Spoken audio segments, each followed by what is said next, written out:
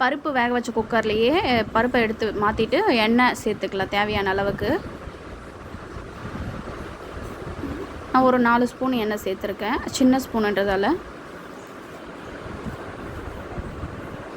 எண்ணெய் நல்லா சூடேறினதுக்கப்புறமா கடுகு, உளுத்தம்பருப்பு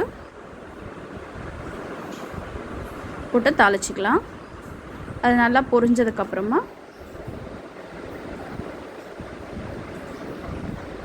உளுந்து நல்லா பொன்னிறமாக வந்ததுக்கப்புறம் இஞ்சி பூண்டு தட்டி வச்சுருக்கேன், பெருங்காயம் கொஞ்சம் சேர்த்துக்கலாம். இஞ்சி பூண்டு கட் பண்ணி தட்டி வச்சுருக்கேன்.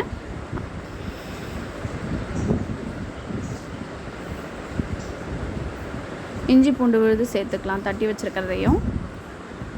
கருவேப்பிலையும் கூட சேர்த்துட்டு, காரத்துக்கு வந்து பச்சை மிளகா மட்டும்தான், நாங்கள் மிளகாத்தூள் போட மாட்டேன். இது மாதிரி ட்ரை பண்ணி பாருங்கள். பச்சை மிளகா மட்டும் தேவைக்கு ஏற்ற மாதிரி காரத்துக்கு போட்டுக்கோங்க. நல்லா கொஞ்சம் வதங்கினதுமே சின்ன வெங்காயமும் பெரிய வெங்காயமும் கொஞ்சம் வெட்டி வச்சுருக்கேன், அதை சேர்த்துடலாம்.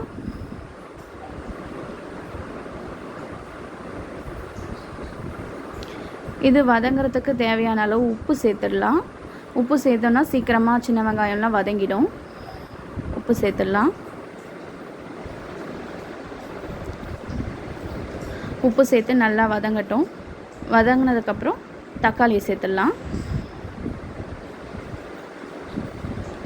தக்காளி சேர்த்து நல்லா வதங்கி வரட்டும்.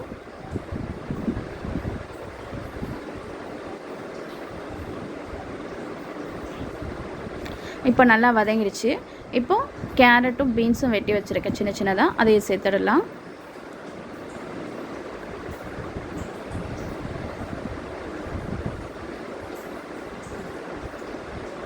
கூட கத்திரிக்காயும் சேர்த்துடலாம்.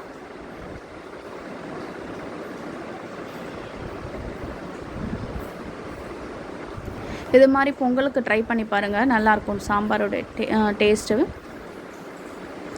நான் வந்து பருப்பு வந்து பழுத்தம்பருப்பும் கொஞ்சமாக துவரம்பருப்பு ரெண்டும் மிக்ஸ் பண்ணி வேக வச்சுருக்கேன். அதையும் இப்போ இதில் சேர்த்துடலாம். காய் வதங்கிடுச்சு. அதில் சேர்த்து தேவைக்கேற்ற அளவுக்கு தண்ணி வச்சு ஒரு விசில் வச்சு எடுத்துடலாம். கொஞ்சமாக தண்ணி சேர்த்துட்டு ஒரே ஒரு விசில் போதும், ஆஃப் பண்ணிடலாம்.